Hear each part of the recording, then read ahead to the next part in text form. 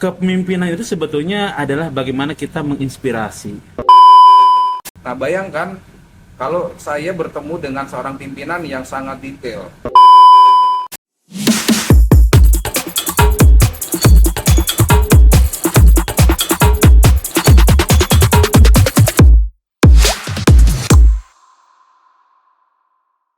Oke, teman-teman semua, selamat datang di acara Leaders Talk bersama saya Gilang Febrian yang akan membersamai teman-teman semua di mana kita akan membahas seputar tentang kepemimpinan. Nah, berbicara kepemimpinan ini sangat menarik karena tentunya kepemimpinan adalah bagaimana kita bisa mengelola maupun menginspirasi tim kita dan organisasi kita untuk mencapai tujuan kita bersama. Tentunya saya di sini sudah tidak sendirian. Saya sudah ditemani oleh seseorang yang sangat luar biasa. Saya ingin menyambut sosok yang luar biasa ini, yaitu Kang Iip. Halo Kang Iip. Hai. Apa kabarnya Pak Kang Iip? Wah, luar biasa Mas Gilang. Oke, Kang Iip, saya ingin bertanya terlebih dahulu nih. Kenapa sih kita harus membahas tentang kepemimpinan? Kenapa harus leaders dulu nih yang harus kita bahas? Iya, ini pertanyaannya keren banget Mas Gilang. Dan ini satu hal yang menarik. Kalau kita bicara mengenai kepemimpinan, tentu tidak terlepas dari yang dipimpin. Seringkali kita menyalahkan orang-orang yang memimpin dan sering juga leader menyalahkan yang dipimpinnya.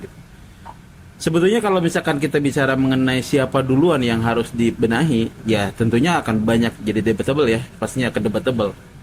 Dan pasti kalau misalkan Mas Gilang ditanya, ya pasti ada banyak hal ya istilahnya pendapat-pendapat yang pastinya akan beragam tentunya.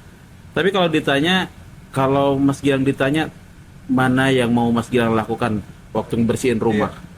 Apakah atapnya dulu dibersihin ataukah lantainya dulu kira-kira? Wah, ini pertanyaan buat saya. Iyalah. Kira-kira yang mana nih?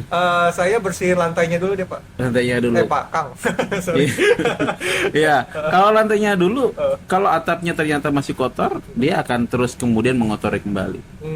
Artinya ketika kita mau melakukan sesuatu, pastikan terlebih dahulu atapnya itu bersih. Atau kalau misalkan Mas Gilang mau ngelap kaca, pastikan lapnya itu bersih.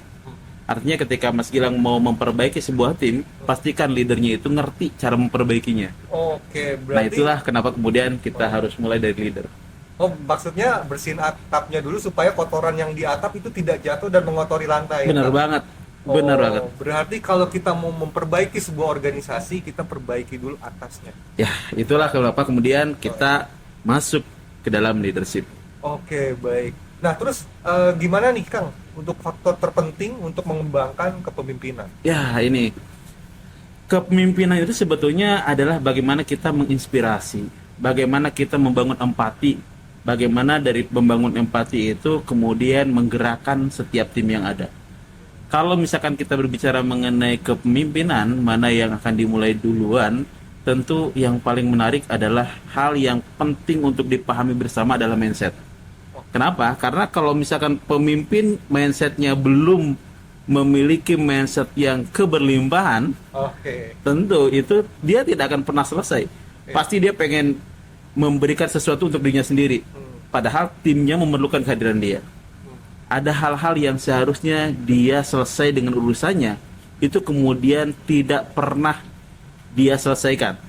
Artinya dia nggak pernah merasa selesai dengan urusannya, sehingga dia bagaimana apapun yang terjadi ataupun apapun yang ada di dalam pekerjaannya itu ingin menunjukkan bagaimana dirinya dilihat, bagaimana dirinya dipuji, bagaimana dirinya disanjung dan lain sebagainya. Berarti belum selesai dengan urusan dirinya.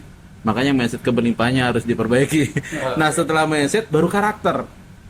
Nah kenapa kemudian karakter? Terkadang ketika mindsetnya sudah memiliki mindset keberlimpahan, tapi karakternya tidak terbangun dengan baik, artinya dia tidak bisa memahami ataupun membangun empati, dia tidak bisa mendengarkan dengan baik. Dia tahu bahwa dia ya udah urusan saya udah selesai, tapi dia nggak mau mencoba meluangkan waktu untuk dengerin timnya, untuk sekedar ngobrol dengan timnya. Hal-hal seperti itu mungkin yang harus dibangun, artinya karakter yang berikutnya lah. Seperti itu. Oke, Kang. Berarti semua bermula dari mindset ya? Yap, betul. Ketika semua dimulai dari mindset, dia sudah selesai dengan dirinya sendiri. Ibaratnya kenapa lu bisa ngatur tim lu kalau lu ngatur diri sendiri aja nggak bisa? Nah, itu. Asalnya kayak gitu ya. Emang benar. Kalau kalau misalnya gini, kalau misalkan kita aja belum beres, gimana mau ngeberesin orang lain gitu? Iya. Ya itu sekedar niat. Oke, luar biasa. Ini seru banget nih pembahasannya kali ini. Iya. Tapi kalau kita nggak cuma berdua ya Kang Iip. Oh, siap. Karena kita ditemenin oleh satu teman lagi sosok yang sangat luar biasa nih. Waduh. Biasa di luar kayak. Biasa. Diusir dong Kang. Oke, saya ditemani oleh Kang Yusuf Hidayat. Halo Kang Yusuf. Halo Mas Gilang. Oke, gimana kabar ini Kang Yusuf? Oh, luar biasa. Luar Semangat biasa. terus. Oke. Oke, Kang Yusuf, kita dari tadi berbicara tentang kepemimpinan nih. Nah, cuman kalau yang pernah saya baca ada sebuah apa ya? Sebuah Kata. pendekatan ya yang paling apa ya? Yang mempengaruhi sebuah kepemimpinan yaitu adalah karakter. Nah, Kang Yusuf, bagaimana sih pentingnya sebuah karakter di dalam kepemimpinan nih, Kang? Ya, jika pertanyaannya adalah seberapa penting, pastinya karakter adalah sesuatu yang sangat-sangat penting sekali untuk kita pahami, kita kenali, dan kita kuasai.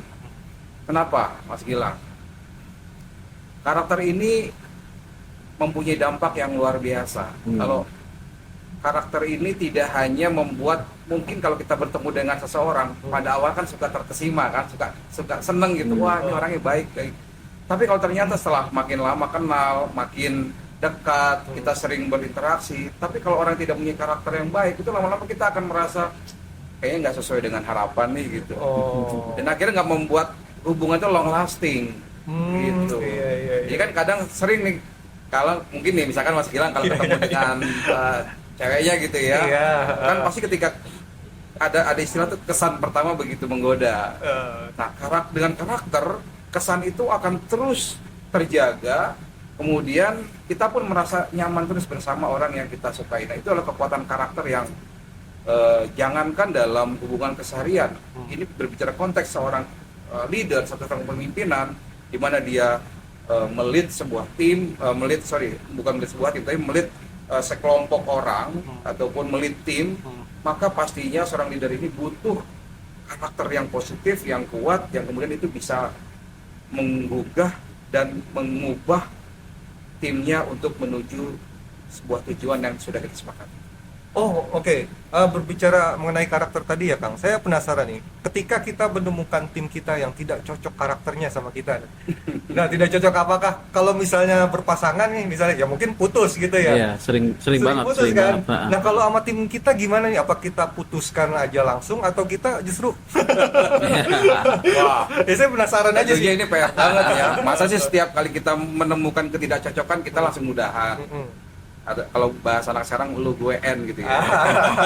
Karena nggak cocok ya udahlah kita berpisah, kan nggak begitu. Nah, justru inilah Mas Gilang, dengan kita bisa mengetahui bagaimana karakter ini terbentuk, kemudian pendekatan-pendekatan apa yang kemudian kita bisa mengenali berbagai macam karakter. Seharusnya kita bisa ketika misalnya menemukan ketidakcocokan, nah ini kita ngerti bagaimana kita mengelola situasi ini.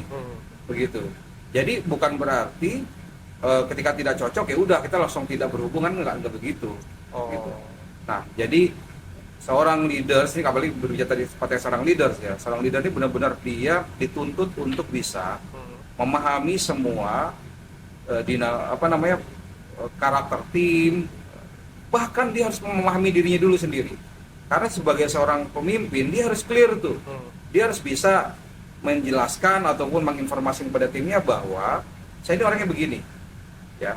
Jadi dia harus bisa clear terhadap timnya sehingga tim itu pun mengerti bagaimana saya, bagaimana karakter saya, kebiasaan saya, sehingga nanti tim saya itu akan mengerti ketika ada sesuatu yang terjadi, kemudian saya bersikap dan berespon terhadap situasi tersebut. Nah, mereka juga akan memahami, oh ternyata pimpin saya sedang lagi butuh ini kali me time nih, karena kayaknya lagi ruwet atau lagi banyak pekerjaan gitu. Nah, ini kelihatannya leader saya udah bisa diajak ngobrol nih, udah bisa diajak ngomong nih. Nah, itu kan perlu sebuah pemahaman, sebuah pengetahuan yang itu perlu dipelajari dan dibangun bersama-sama antara tim dan leader, antara leader dan timnya. Dan ini menarik yang tadi disampaikan Pak Yusuf. Kenapa? Karena seringkali berbicara mengenai hubungan antara leader dengan tim itu selalu saja pimpinan itu harus dipahami oleh bawahan. Selalu saja bicara seperti itu kan? Iya. Lu pahamin gue deh gitu. Ya saya memang begitu, Pak. Gue begitu. Karena leader kan kadang pengen terus Iya dipahamin betul, sama kan timnya, ya. seringnya begitu kan. Dan itu yang menjadi catatan, harusnya menjadi catatan. Ini juga kita sama-sama belajar. Saya pribadi memang terus mengupgrade forum ataupun diskusi-diskusi semacam ini ataupun ngobrol-ngobrol semacam ini tentang kepemimpinan itu penting banget kita untuk terus menggali ataupun penting banget untuk terus kita dalamin, karena memang seringkali seorang leader itu ingin terus menerus apa yang dipimpinnya itu memahami apa yang sedang dijalankan tanpa pernah tanpa pernah memahami apa yang sedang timnya sedang rasakan atau timnya sedang hektik banget gitu. Ada hal-hal yang sebetulnya memang harus timbal balik. Nah, kenapa kemudian leaders ini yang kemudian harus memahami terlebih dahulu karakter, baik karakter dirinya maupun karakter timnya. Nah, itu yang menarik dari Kang Yus tadi. Menarik banget. Nah, ngomong-ngomong tentang karakter itu ya Pak, saya dulu kan saya desainer ya Pak. Ini apa cerita aja sih. Nah, kalau desainer itu kan gimana ya, tergantung bagaimana moodnya gitu kan. Karena yang dipaksa bekerja adalah otak kanan gitu. Bagaimana kita untuk berpikir kreatif, sedangkan ketika kita moodnya lagi jelek, moodnya lagi rusak gitu, kita untuk mendesain aja itu, aduh, mager banget, bikin titik aja males gitu. Sedangkan kalau kita moodnya lagi bagus gitu, ya kan? Kayaknya curhat ya Mas Gilang ya? Ya makanya, karena saya nggak tahu nih, bener. Makanya saya cocok nih di sini kan. Iya. Tapi ada hal yang tadi disampaikan Mas Gilang itu, saya pernah ada satu hal yang menarik pernah diungkapkan waktu itu. Ini mungkin Pak Yusuf bisa Kang Yus bisa mencoba lebih mendalami ataupun lebih menggali ini. Karena ternyata di dalam diri kita itu ada yang namanya genotif dan ada yang phenotif. Artinya ada yang memang sudah punya, artinya dari bawaannya udah seperti ini. Nah, betul, defaultnya sudah seperti ini. Tapi di sisi lain lingkungan kita kemudian seperti itu. Dan ini yang kenapa kemudian hampir setiap orang itu ngerasa kayaknya kok gua nggak pas banget nih. Nah, kayaknya Kang Yus punya ininya nih kayaknya nih. Nah, itu gimana tuh Kang Yus? Ya sebenarnya banyak sekali ya pendekatan untuk bisa mengetahui karakter. Kayak sempat kemarin kita sudah bikin di pembukaan Leaders Talk ya, kita ada pendekatan MBTI, ada di SC ataupun dari tes personality atau yang lainnya gitu. Dan salah satunya juga Stephen. Nah, mungkin di sesi ini mungkin saya coba sedikit berbagi pengalaman lah ya. Boleh. Pengalaman terkait dengan salah satu alat tes personality namanya Stephen. Kenal alat ini mungkin di awal tahun 2011. Di mana waktu itu saya masuk ke sebuah lembaga sebuah perusahaan konsultan, di mana pada saat masuk itu semua orang yang yang mau masuk itu harus dites dulu nih Mas Gilang. Harus diketahui dulu ya. Iya. Jadi di sana tuh punya sebuah budaya, kalau mau masuk di perusahaan itu tuh kita harus tahu apa yang menjadi mesin kecerdasan. Nah, namanya mesin kecerdasan, keren banget ya. Padahal sebenarnya itu nggak jauh dari karakter. Nah, jadi apa sih manfaatnya kita mengetahui itu? Nah, jadi ketika kita sudah mengetahui itu tuh ternyata memang kita tuh akan lebih mudah memahami bagaimana tim ataupun orang kita pada saat kita berinteraksi dengan teman kita ataupun dengan pimpinan kita. Nah, ketika kita mengetahui apa yang menjadi karakter dominannya ataupun mesin kecerdasannya, kita akan bisa kalau contohnya misalkan kalau ada orang ini salah satu hasil tesnya nih. Ada namanya orang sensing. Nah, orang sensing ini secara karakter kebiasaannya dia sangat detail. Ya, orangnya sangat detail, orangnya sangat teratur sekali, disiplin sekali. Nah, bayangkan kalau saya bertemu dengan seorang pimpinan yang sangat detail, maka ketika saya ingin berdiskusi, misalkan ingin ngobrol ataupun saya ingin menyampaikan sesuatu, maka saya harus bisa menyiapkan datanya itu harus lengkap dan detail. Dan itu kadang bermasalah kalau saya cuman bikin poin-poin besar saja sehingga dianggap itu tuh nggak apa namanya, laporan itu nggak lengkap gitu, nggak menarik buat orang itu ataupun teman saya itu ataupun pimpinan saya itu. Nah sehingga itu kadang membuat masalah. Oke. Oke, sebelum melanjutkan, tadi kan udah disebutkan ada sensing. Emang ada Itu salah berapa? satunya. Oh, Iya, iya. salah satu. Ada berapa karakter Steven tuh, Kang? Nah, sedikit pengenalan terhadap Steven ya. Steven itu apa namanya, sebuah fungsi, yang merujuk kepada kinerja otak kita, Mas Gilang. Oke. Jadi kan di otak kita tuh ada belahan-belahan ya, ada belahan di bagian atas, ada bagian bawah. Ya, jadi ada yang namanya, kalau sensing itu dia yang paling dominan, belahan otak kiri bawah.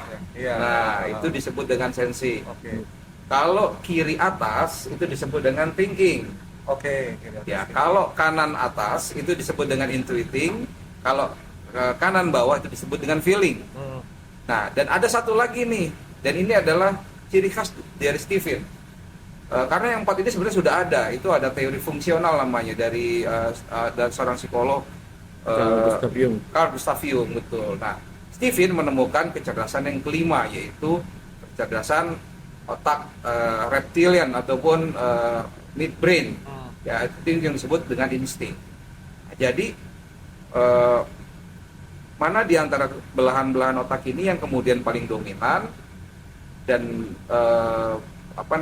itu tuh akan mencerminkan sebuah karakter yang unik dan khas banget, Mas Gilang. Oke. Ya, kalau sensing tadi tuh yang kanan, yang kiri bawah itu ciri khasnya itu adalah Detail tadi ya. Detail. Kemudian kalau yang atas itu tukang berpikir, kan? Apa-apa yang dipikirin aja gitu ya. Dan itu semuanya Kan kalau tidur pun wajib. juga mikir, Gimana cerita, Pak? makan pikir gitu. Dan itu semuanya wajib, Kang Yus. Wajib Kang Igip. Wah. Ya kebetulan ketika saya masuk ke sana saya juga cukup surprise banget ya. Ternyata memang itu salah satu kebiasaan yang mereka lakukan untuk memetakan tim yang ada di perusahaan tersebut begitu. Iya. Dan itu sangat membantu. Sangat membantu. Ini menarik banget nih, karena dengan kita tahu karakter tim kita, jadi kita bisa mengetahui bagaimana cara komunikasi, Betul. cara men-treat-nya dia, cara memberikan encourage atau bagaimana meng-engage dia gitu. Itu hal-hal yang memang harus dimiliki ya, Kang Yus ya.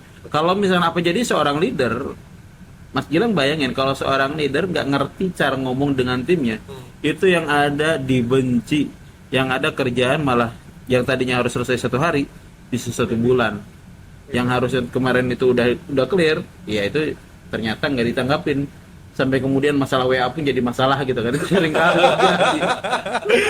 Curhat ya, Kang? Iya. Emang Bang ini menarik lah kalau misalnya kita tahu karakter itu memang benar-benar cukup ini banget lah, cukup istilahnya sangat membantu.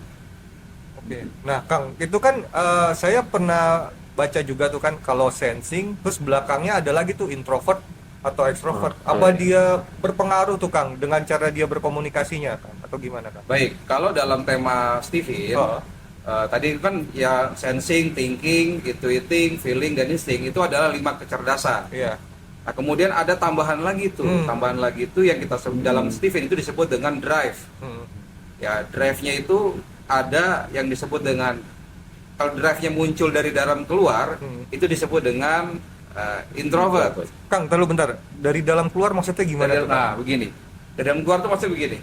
Misalkan Mas Gilang kan sudah pernah tes TV juga kan? Benar. Hasilnya sensing. Sensing introvert. Sensing introvert. Sensing Nah, introvert. Mas Gilang, kalau boleh saya tanya nih, sesuatu yang paling menggerakkan Mas Gilang itu sebenarnya adalah berangkat dari sebuah keyakinan Mas Gilang dulu nih. Jadi biasanya Mas Gilang itu kalau mengerjakan sesuatu itu tuh benar-benar yang muncul dari dalam diri itu. Panggilan hati. Bukan karena misalkan Exactly. nih Mas Gilang ada orang yang Mas Gilang lo segini gini. Nah, kadang inputan yang dari luar itu tuh tidak terlalu merubah ataupun menggerakkan Mas Gilang. Kecuali ada satu syaratnya, ketika inputan itu tuh sesuai dengan apa yang ada di dalam diri Mas Gilang. Nah, baru tuh Mas Gilang tuh akan mulai bergerak. Nah, itulah yang disebut dengan sesuatu yang muncul dari dalam keluar. Itu disebut dengan introvert. Emang agak berbeda sedikit dengan tema-tema psikologi ya, karena kan tema psikologi itu juga ada introvert ada ekstrovert. Iya. Itu lebih misalkan kalau introvert itu lebih cenderung diam, Saya kurang pelajari gaul, iya. gitu ya, nggak bersosialisasi. Sedangkan ekstrovert itu yang balikannya, Mudah gaul. udah gaul, gitu, orangnya ceriwis, rame segala macam. Nah, sebenarnya kalau dalam Steven itu tidak melihat itunya Mas Gilang, tapi lebih lebih dari mana drive itu muncul untuk melakukan sesuatu. Apakah dia dari luar lingkungannya, kemudian dia mau bergerak. Contoh sederhana gini, pernah ngalamin ataupun ngelihat orang misalkan nih, kita mau pergi pakai baju, terus kita nanya sama teman kita, baju gue udah bagus belum sih kira-kira? Nah itu kira-kira itu Dorongannya dia dari mana? butuh stimulus dari luar atau dari dalam, Mas? Dari luar ya. Dari luar. Nah, oh iya lu bagus sih bajunya pakai itu gitu. Atau kayaknya nggak bagus sih, nggak cocok. Nah, kemudian kita berubah. Nah, itu kecenderungan kita tuh drive-nya dari luar.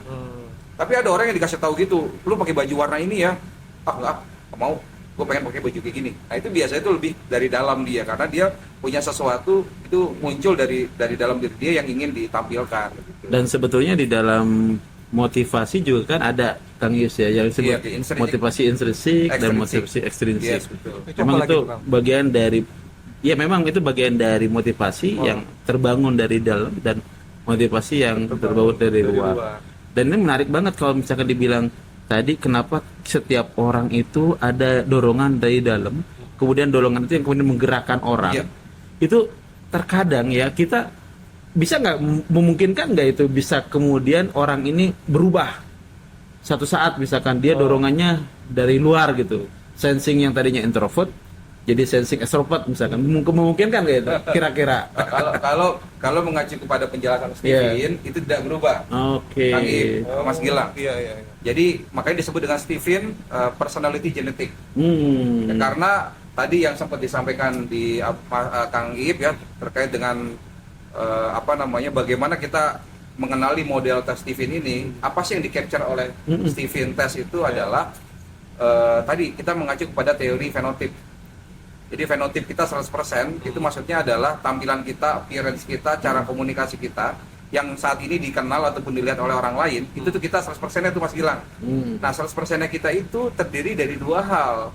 Kombinasi antara pertama faktor lingkungan, di mana kita dibesarkan, kita hidup, itu pengaruhnya 80%. Sedangkan ada lagi 20% itu adalah genetik.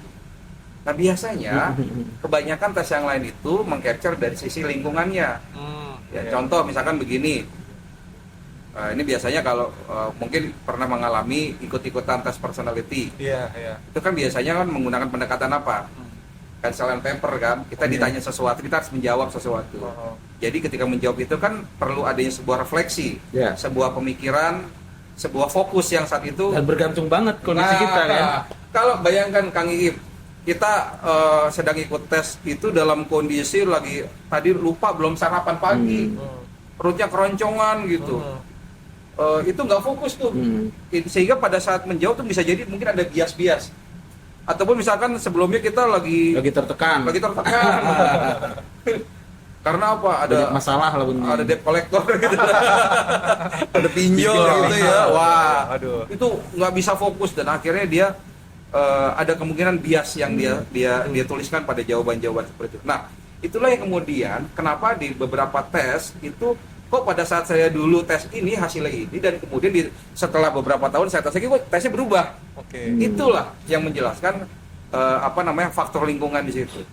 Sedangkan Steven itu secara telak dia ingin meng-capture sesuatu yang tidak berubah, genetiknya itu. Nah, jadi setelah kita tahu genetiknya 20%, walaupun 20%, tapi itu tidak berubah. 80% itu besar, tapi dia relatif bisa berubah. Betul, Kang. Karena kan yang setelah saya tes, saya itu sensing introvert. Tapi pada kenyataannya, pada kenyataannya seperti yang Kang Yusuf itu tadi bilang kan, kalau sensing introvert itu detail, ya kan, terus rapih lah segalanya teratur gitu ya nggak. Nah, tapi ternyata kenyataannya pada keseharian saya Nggak begitu. Justru saya bukan yang tipe yang detail. Justru saya yang apa ya, lebih kreatif, lebih seneng kayak ya kayak gini, kayak Iya. ngobrol gitu. Nah, Heeh. Mas Gilang, saya bisa menjelaskan fenomena itu. Ya, Salah satunya nih, yang tadi ya, yang tadi dibahas ya. salah satunya adalah begini. Dalam penjelasan tes TV, Hmm. orang sensing itu adalah orang yang memiliki kekuatan utamanya adalah di otot yang terlatih. Hmm. Makanya orang sensing itu dia akan lebih sehat, lebih bahagia, lebih akan powerful ketika ototnya terlatih. Hmm. Saya ingat banget dulu Mas Gilang suka boxing, Iya. lari, dan Iya. itu merubah banyak hal, dan itu sangat happy sekali mengerjakan itu. Nah Iya. itulah orang ciri sensing, pergerakan, sirkulasi. Nah yang kedua, orang sensing itu berada di diagonal produksi. Jadi nanti di otak itu kalau kita tarik diagonal begitu ya, ada diagonal produksi, ada diagonal organisasi.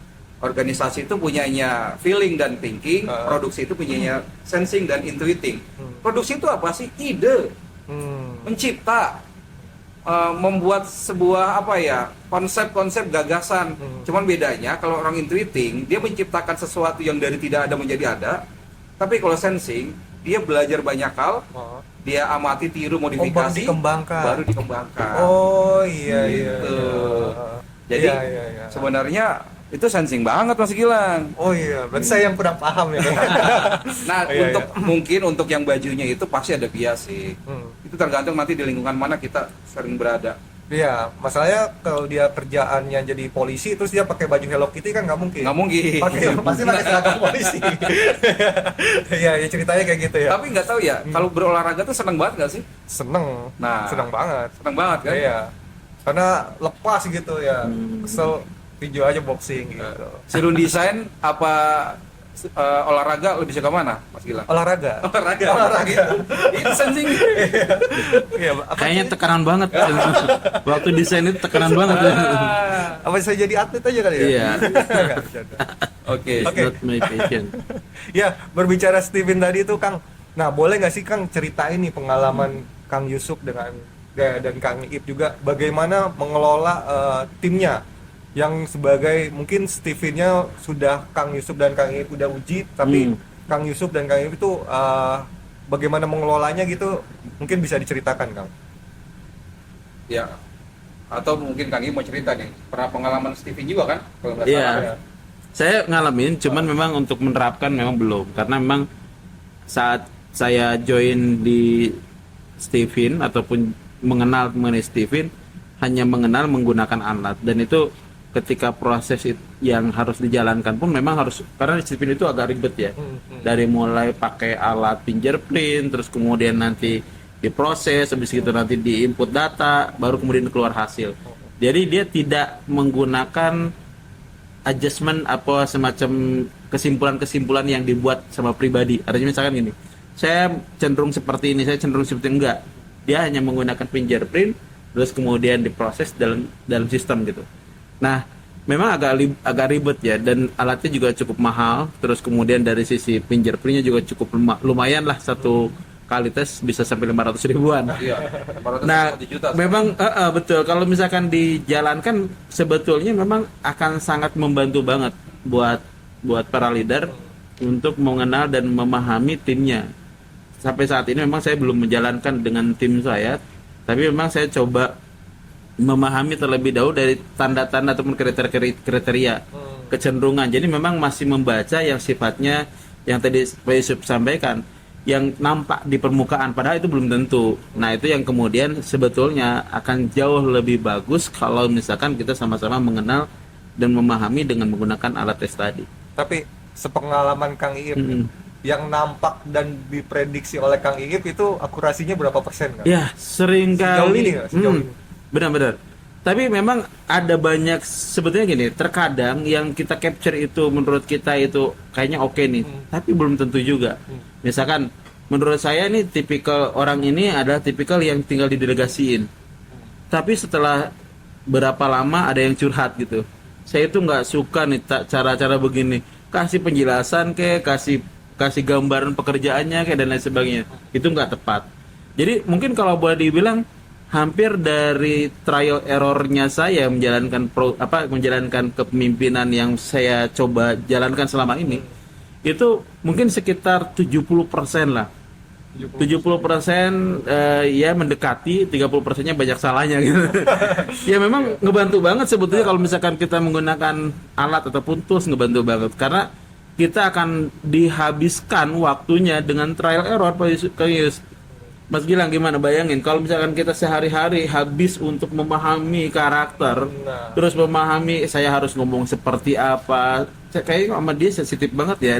Kalau sama ini kok kayaknya gitu. Jadi itu memakan waktu. Makanya kenapa kemudian harus kita mulai dengan yuk mengenal karakter dengan menggunakan tools, minimalnya membantu lah.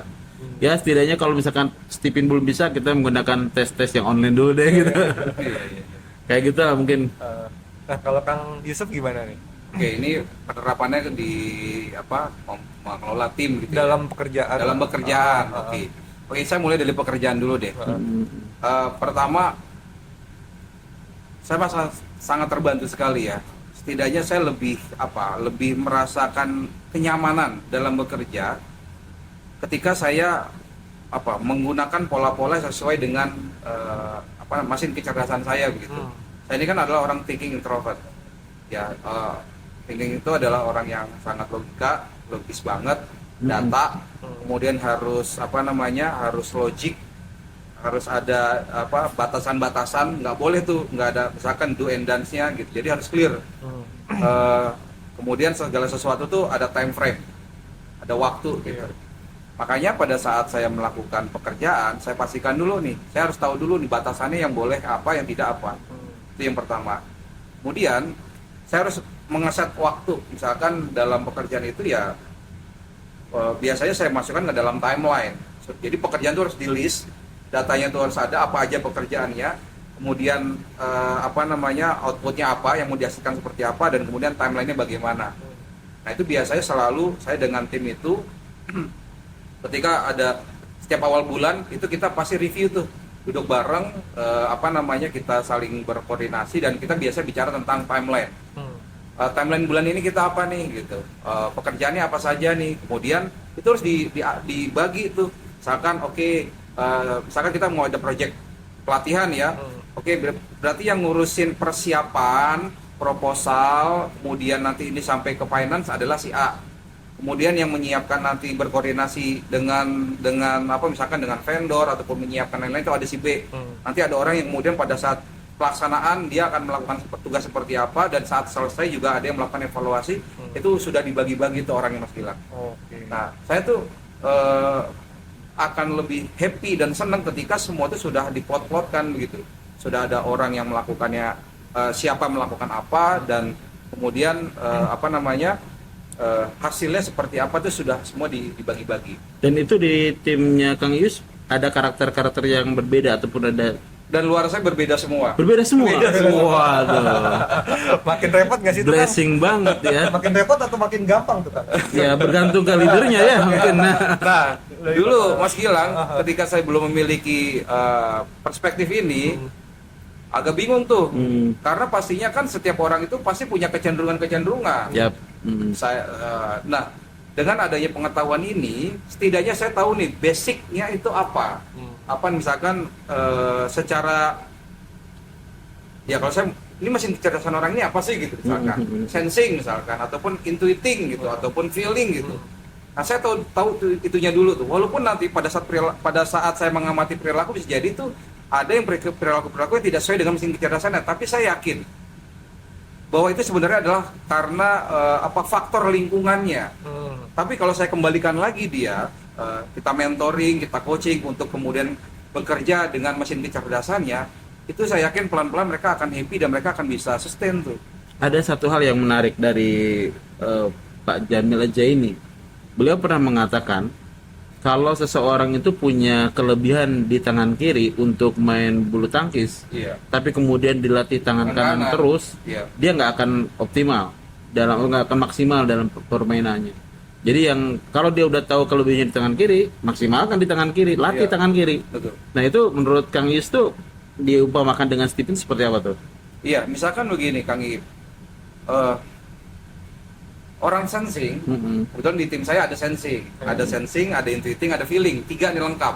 Waduh. Nah, sensing ini orang panggung. Mm-mm. Jadi orang panggung dia tuh performer. Nah itu dia harus muncul tuh, dia harus sering dikasih kesempatan, peluang untuk dia bisa tampil di depan. Karena pada dasarnya orang sensing ini tuh dia suka ketika dia tuh bisa tampil, dia bisa bisa berkontribusi lah, memberikan pengetahuan ataupun dia mengelit sebuah acara, dia menjadi moderator ataupun menjadi fasilitator. Itu orang sensing itu suka. Kemudian orang intuiting biasanya idenya. Ide-idenya tuh biasanya nggak terfikirkan Mas Gilang. Kadang abstrak gitu ya. Out of nowhere lah pokoknya. Iya. Kita kadang berpikirnya kan linear. Berpikirnya tahap-tahap, tapi kalau yang intuiting itu kadang punya ide-ide brilian yang kadang kita nggak pikirkan. Nah biasanya kadang dia bisa tuh melihat sesuatu, ini bagusnya begini nih Pak, ini begini Pak. Nah itu kadang muncul tuh dari ide-ide orang intuiting. Cuman biasanya emang orang intuiting ini emang sedikit agak susah diatur, karena dia emang punya kebebasan orang kreatif gitu loh. Oke. Orang kreatif beda dengan orang sensing, itu dia harus obey the rules. Itu ini banget tuh disiplin. Tapi kalau orang intuiting itu kadang emang sedikit agak karena memang orang kreatif gitu loh. Kadang gitu kalau orang kreatif terlalu ditekan dari sisi itunya misalkan dia harus rigid gitu, wah itu kadang kreativitasnya nggak keluar. Tapi bukan berarti dia ya pokoknya selama masih dalam tataran yang wajar saya kasih kesempatan itu. Tapi saya akan expect banyak terhadap ide-idenya, terhadap kreativitasnya. Itu saya akan expect banget gitu program itu. Satu lagi nih feeling. Orang feeling ini kan dia kan inspirator. Orang yang sangat punya karisma, sebenarnya berwibawa karisma. Dia tuh punya kemampuan tuh kata-katanya itu bisa masuk ke dalam hati gitu. Jika terlatih. Iya. Berarti saat ini udah terlatih atau belum timnya tuh? Nah, Ada kata kuncinya ya. itu semua sebenarnya ya tadi Mas Gilang, ketika kita tahu modal, kita tahu dia potensinya seperti itu, kan kita bisa menentukan pengembangan. Itu makanya saya yakin pasti orang ini jadi nih kalau dia bisa mengikuti kehebatannya, mesin kecerdasannya itu. Artinya kalau misalkan kita dalam dunia kerja di bagian operasional misalkan, yang mau nggak mau dia harus day by day-nya harus begitu, berarti kita harus cari orang yang sensing. Betul. Oh, nah ini pentingnya kenapa harus kita menggunakan tools ini mungkin ya. Bayangkan nih Mas Gilang, Kang Iit. Contoh kita ambil seorang pilot. Orang pilot itu menurut Mas Gilang orang yang harus prosedural atau orang yang opsional. Opsional itu adalah orang yang idenya tuh liar, ngacak gitu. Tapi kalau prosedural itu harus tahapan-tahapan gitu. Ya, harus prosedural lah pilot. Iya. Takutnya ntar dia mendarat di mana? Bayangkan Mas Gilang, jika ada seorang pilot yang punya bukan orang prosedural tapi orang opsional, tiba-tiba begini, baik Bapak Ibu, saat ini kita akan coba mendarat di Mars. Terbang dengan keadaan kapalnya dibalik begitu. Serem banget ya. Atau saya goyakin dikit ya, kan nggak boleh begitu. Atau kapalnya maju mundur gitu. Atau juga bayangkan seorang dokter bedah, dia harus punya SOP itu tahapan-tahapan. Yang harusnya tahapan 1, 2 dia harus gitu. Bayangkan kalau orang yang melakukan bedah itu orang yang tidak prosedural. Kayaknya bagusnya jahitnya di gini langsung ya. langsung dijahit, perlu disuntik dulu gitu. Oh iya. Jahitnya dibuat pola kayaknya nih. Nah ternyata iya benar-benar. ini ada sesuatu yang luar biasa Mas Gilang. Kenali dulu nih apa yang menjadi nature of work-nya dari sebuah pekerjaan. Kemudian kita sesuaikan dengan mesin kecerdasan. Ini asik banget ya. Nah, dan itu kenapa kemudian ketika proses yang kita sedang jalankan itu akan optimal dan mendapatkan ataupun mencapai target ketika disesuaikan dengan apa yang menjadi mesin kecerdasannya. Begitu kan kan? Betul. Apa jadinya kalau ternyata salah dalam menempatkan? Bayangin leader salah nempatin orang, salah milih orang. Harusnya orang ini yang menjalankan bukan orang sensing, tapi diterapkan orang sensing. Apa yang terjadi? Iya. Harusnya dia mikirin gagasan, ide, gagasan akan keluar, susah. Ya memang harus lebih banyaknya orang sensing itu lebih banyaknya meniru dan mengamati ya. Iya, betul. Meniru dari apa yang udah ada kemudian dimodifikasi. Makanya Tapi kemudian banget orang nah, sensing. itu kalau ternyata ini diberlakukan, artinya setiap leader itu memberlakukan proses ini, lompatannya luar biasa. Harusnya bisa memberikan dampak yang luar biasa, Mas Gilang. Nah, kenapa kemudian karakter itu penting untuk diketahui? Betul. Jadi, ya artinya kita kan kita beyond HR lah ya. Kalau misalkan kita mau melakukan ini, ya memang kalau misalkan biasanya HR itu kan harus ini prosedurnya seperti ini. Nah, terkadang hal-hal yang harus benar-benar kita pahami terlebih dahulu adalah sebelum masuk ke dalam budaya, sebelum masuk ke dalam pengembangan strategi, pahami dulu deh karakter. Itu loh. Mungkin ini juga bisa jadi inspirasi ya buat penonton yang penonton Ya, kita ya. saat ini ya kan. Ya, Ya supaya pentingnya mengendalami karakter ya. betul. Karena itu sangat berpengaruh. Dan tentunya semua karakter di dalam Steven itu mempunyai potensi sebagai pemimpin ya kan. Ya, Kang Yus silakan. Siapa nih yang mau jawab nih? Terserah aja nih. Penting apa? Setiap apa ya? Ciri khas memimpinnya beda-beda pastinya. Ciri khasnya Pasti beda-beda. beda-beda. Tapi semua punya potensi untuk memimpin. Iya. Ya. Oh, oke. Menjadi pemimpin di kekuatan alamiahnya Ya, dia. betul. Iya, iya. Karena nanti Ya. ada pemimpin seorang feeling, pemimpin orang intuiting, pemimpin seorang thinking, pemimpin seorang insting. Jadi Dan semua orientasinya itu pun beda-beda. beda-beda kualitasnya. Ada sebuah fenomena gini, kita udah terlanjur nih masuk di satu bidang yang ternyata nggak gue banget. Karena ketika dijalanin kok kayaknya ya biasa-biasa aja. Kita tidak bisa memberikan sesuatu yang terbaik dari diri kita. Dan ternyata setelah hasil tes Steven, ternyata pekerjaannya luar biasa tuh berbeda. Kita di dunia kreativitas, tapi kita masuk ke dunia yang sangat rigid dan detail, gitu kan. Ya, itu nanti ada yang namanya kita mengkalibrasi. Jadi, ya kalau memang bisa melakukan tobat profesi dan punya nyali, silakan. Di usia yang udah senja. Jadi misalnya ada tuh tobat profesi. Tobat profesi ya. Saya pun juga mengalami itu. Nanggung banget kan. Iya, nah itu Udah kan mau ujung baru itulah tobat. makanya karena kita ketidaktahuan kita Mas Gilang. Kita coba-coba ya banyak banyak istilahnya learning cost lah ataupun bahasa yang lain adalah stupid cost gitu. Iya. Karena kita tidak tahu, kemudian kita coba-coba, kita bayar sini, bayar itu, kita bekerja di dunia tidak di dunia yang tidak kita Padahal banget. bukan bidangnya. Bukan kita. Tapi itu bisa mengakselerasi kan kalau kita udah mengerti dan memahami. Itu luar biasa. Ketika kita bisa tahu nih, kemudian jadi kan begini, kita tahu mesin kecerdasan kita ini dan kita bisa menemukan habitat yang tepat, itu kita akan ada namanya akselerasi di situ. Percepatan karena apa? Gue banget. Itu ngeklop lah gitu. Iya. Ngeklop ini dengan ini Udah, klop udah, gitu ya. udah kerja top performer, Iya. udah gitu happy lagi di pekerjaannya. Happy. Gitu, Nah, itu kan gitu kita ya. cari kan Mas Gilang. Gitu. Nah, pertanyaan selanjutnya nih Kang, buat Kang Iip dulu deh. Nah, bagaimana sih karakter seorang pemimpin itu mempengaruhi budaya organisasi, Kang? Wah, memang ini banget ya, karena leaders itu ataupun pemimpin itu yang menentukan lah, yang menentukan mau dibawa kemana kapal ini, mau diarahin kemana.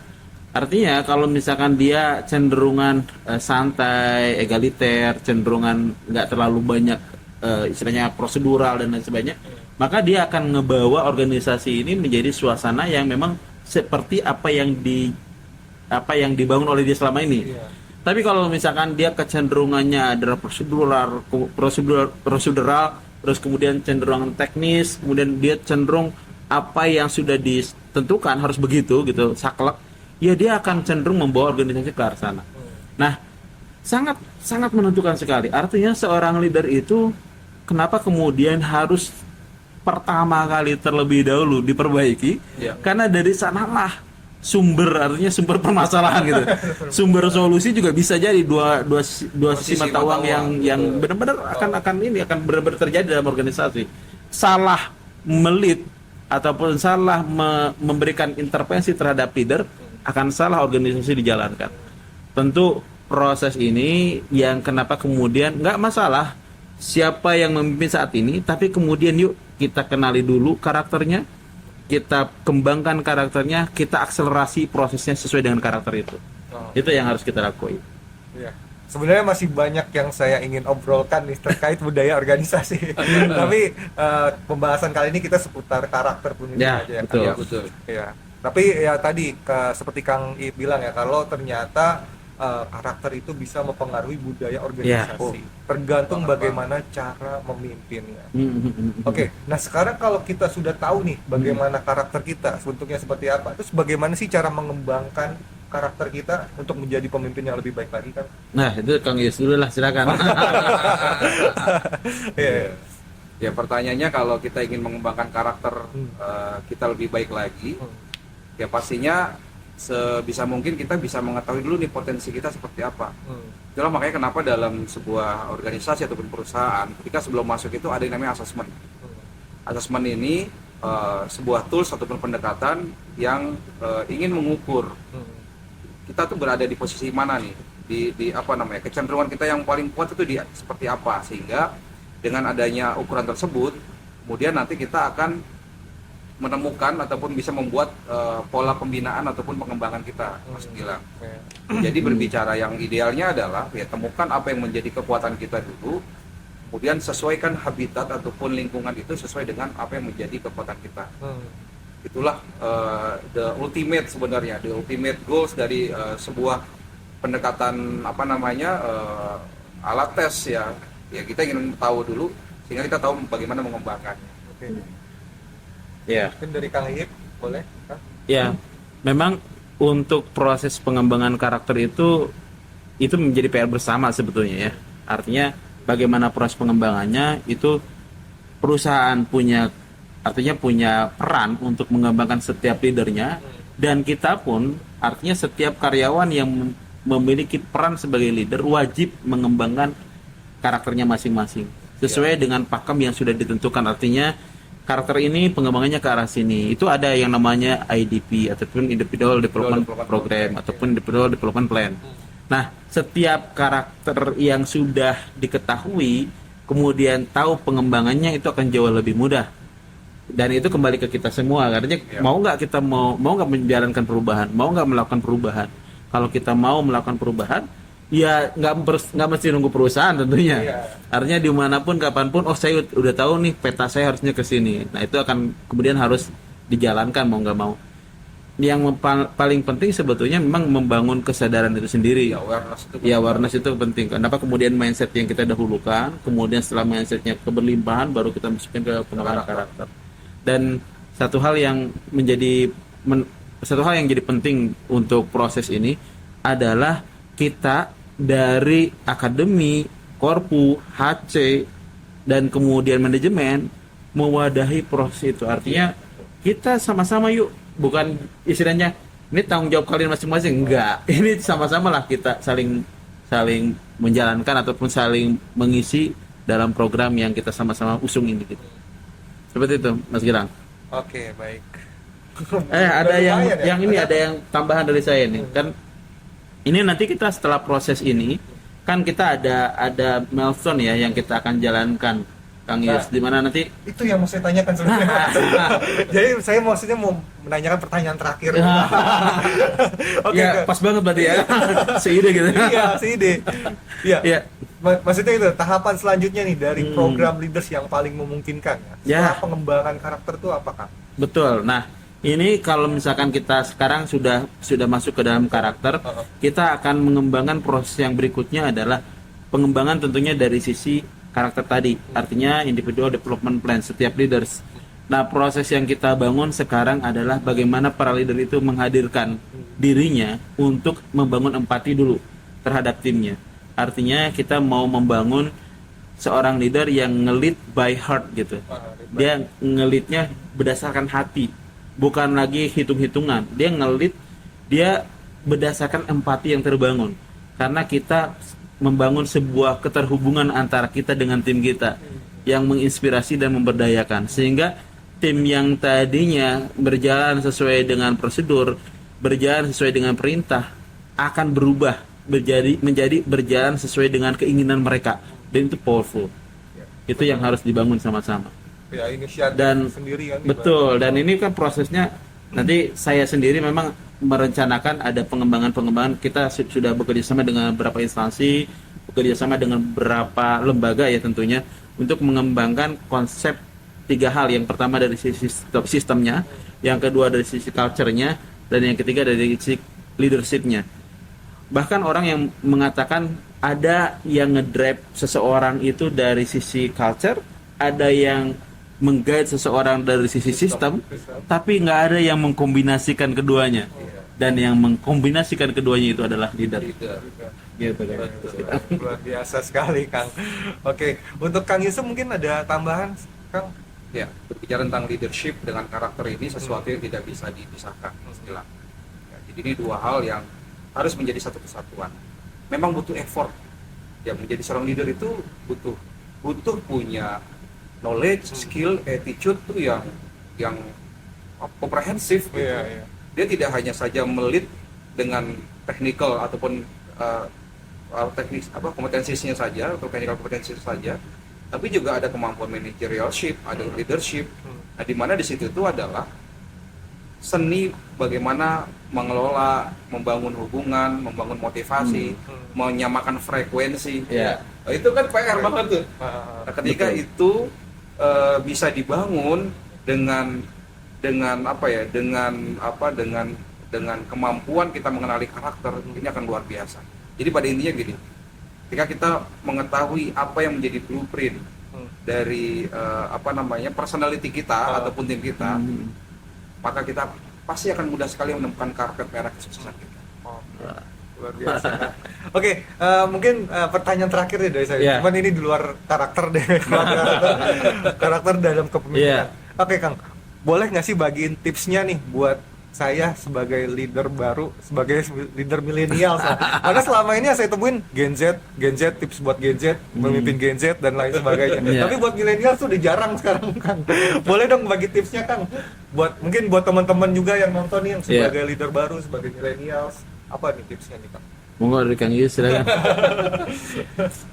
Ya, kalau menurut saya kan milenial Gen Z itu bukan fisik, Ya. itu adalah mindset sebenarnya, Mas Gilang. Ya karena dia diciptakan di lingkungan yang saat ini unik. Maka sebenarnya mau dalam bentuk generasi apapun, selama kita mengetahui basic human-nya, kalau saya tadi berbicara apa yang menjadi mesin kecerdasannya dia, maka akan saya mudah sekali untuk memahami itu. Apa yang menjadi harapan terbesarnya, menjadi obsesinya, menjadi passionnya begitu. Maka saya kembali lagi sebenarnya kita nggak perlu bingung ini generasi apapun, tapi ketika benar-benar kita coba bisa mengenali apa yang menjadi potensi ataupun basic dari human-nya, bagaimana cara bekerja mesin kecerdasannya itu, maka sebenarnya insya Allah akan sangat mudah kita untuk bisa berinteraksi ataupun bisa memberikan influence yang positif untuk tim kita. Oke, berarti kenali dulu mesin Kenali aja kecerdasan. dulu, Mas. Iya. Kang Ip, ada tambahan mungkin? Sebetulnya ada hal yang biasanya seorang leader itu lakukan. Yang paling penting seorang leader itu, ini juga Mas Gilang juga sama-sama kita sama-sama belajar lah. Artinya seorang leader itu penting untuk belajar, memahami dan membersamai. Itu penting banget. Dia harus belajar, dia harus berusaha memahami dan dia harus membersamai timnya. Jangan ditinggalin, kasihan, apalagi dicuekin WA-nya. Dan yang paling menarik, seorang leader itu tidak hanya urun angan, tapi turun tangan. Dia harus terlihat, dia harus terlibat. Jangan sampai dia tidak pernah terlihat dan tidak pernah terlibat. Giliran ada masalah, dia kemudian hilang tanpa sebab. Giliran dipuji, dia maju paling depan. Giliran dipuji, dia menjadi seorang juru selamat. Wah, seolah-olah gitu ya. Oke, luar biasa. Ini kayak kata-katanya Pak Jonan ini kayaknya. Iya. betul Has to sekali. be seen. Menarik. Oke, mungkin sebagai penutup saya ada sedikit quotes ya. Ya, mungkin buat teman-teman juga semua, kepemimpinan adalah tentang empati. Ini adalah tentang kemampuan untuk berhubungan dan terhubung dengan orang-orang untuk tujuan menginspirasi dan memperdayakan. Oke, kalau gitu saya Gilang Febrian, kami pamit undur diri. Terima kasih. Terima kasih. Sampai jumpa di episode selanjutnya. Dadah.